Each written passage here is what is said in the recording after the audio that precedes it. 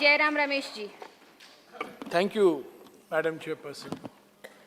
Let me first of all join all my colleagues in acknowledging the dynamism of the Minister for MSME. Mr. Gadkari is a very experienced administrator. He practices a very non-toxic brand of politics, which makes politics acceptable. He gives everybody a sense of participation and a feeling of consultation. And his appointment as Minister for MSME has brought a fresh air of dynamism into a ministry that is normally not known for dynamism. Let me begin by first saying that Mr. Gadkari is known to speak his mind. He is known to say what is on his mind. And I would like him today to take the House into confidence and really tell us what is the impact of demonetization and GST on the MSME sector. I believe GST was a major reform. It was badly needed, and I congratulate the government for bringing in GST. However, the manner in which GST was implemented, the hurry with which it was implemented, has adversely affected the MSME sector particularly. I have no problem if you want to formalize an informal economy. That is a worthwhile objective. However, the fact is that the double shock of demonetization in November 2016 and GST in July of 2017 has created major dislocation in the MSME sector. You can go to any cluster. You can go to Tirupur. You can go to Avadi. You can go to Jalandhar. You can go to Ludhiana. You can go to Pune. You can go to Aligarh. You can go to Howrah. You take any of the clusters in India and you will see the impact of GST and demonetization. And therefore, I request the Honorable Minister, now demonetization is a reality. GST is a reality. Let us look ahead. What are you doing to enable the MSME sector to overcome the shocks of demonetization and GST? Please do not tell us that they were not shocks. They were shocks. One was a welcome shock, one was an unwelcome shock. But what are we doing to strengthen the MSMEs to deal with the fallout and implications of demonetization and GST is my first question to the Honorable Minister. My second point to the Honorable Minister, I think it's time we change the definition of MSMEs. For many years, I have been arguing India is the only country in the world which defines MSME on the basis of investment and plant and machinery.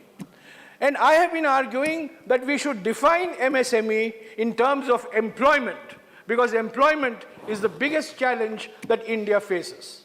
However, after GST, I have changed my mind, and I believe that there is merit in defining GST on the basis of turnover, not necessarily employment. For this, the MSME Act of 2006 needs to be amended. And I would like the Honorable MSME Minister to enlighten us whether there is any plan for changing the definition of MSMEs, because if you define MSME in terms of turnover, compatibility with the GST and GSTN becomes easier, because the entire GSTN information backbone is based on turnover, is not based on capital employed. So the amendment to the MSME Act, because we passed an MSME Act in 2006, which defines MSME in terms of capital employed, I would request the Honorable MSME Minister to educate us on this aspect. The third point I would like some enlightenment on is we have passed the Insolvency and Bankruptcy Code. But the Insolvency and Bankruptcy Code has little meaning for the MSME sector. It is of relevance for the large organized sector of industry. But for the MSME sector, as I have argued repeatedly on earlier occasions, we need a completely new mechanism for insolvency and bankruptcy, which is a major issue as far as the MSME is concerned.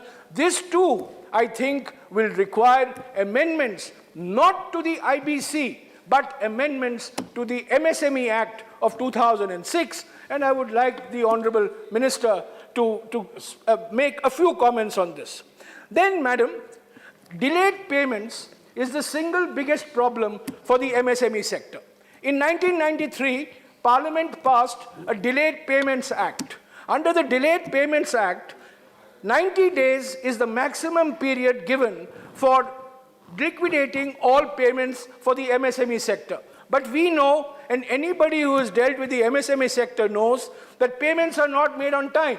And the biggest culprits are public sector companies and government departments. And I would like the Honorable Minister to tell us what he is doing to enforce the Delayed Payments Act in letter and spirit so that one cause of sickness in the small and medium sector is obliterated and eliminated. Then I asked him a question on cluster development. India has over 150 industrial clusters. In fact, you have clusters in every state. They are specialized clusters, and some of them are generalized clusters. But the characteristic of MSME is a cluster. And your state of Maharashtra is the best example of a cluster. Thana Belapur is a cluster. Pimpri Chinchwad is a cluster. Aurangabad is a cluster. Nagpur is now emerging as a cluster. So what are we doing for cluster development? Because cluster development requires infrastructure, cluster development requires technology, cluster development requires finance. The whole future of the MSME sector depends on cluster development. And instead of having smart cities, in my view, we should have smart clusters. The first target for smart cities should be MSME clusters. And I would like the Honorable MSME Minister to take this idea forward. Finally, Madam, KVIC and traditional industry is very much part of the mandate of the MSME Ministry. KVIC is a statutory body by an act of Parliament. I think the time has come to corporatize KVIC. We need to professionalize KVIC. We need to bring modern management, modern finance, modern marketing into KVIC. The old 1956 model of KVIC, in my view, has outlived its utility, and we need to think bold.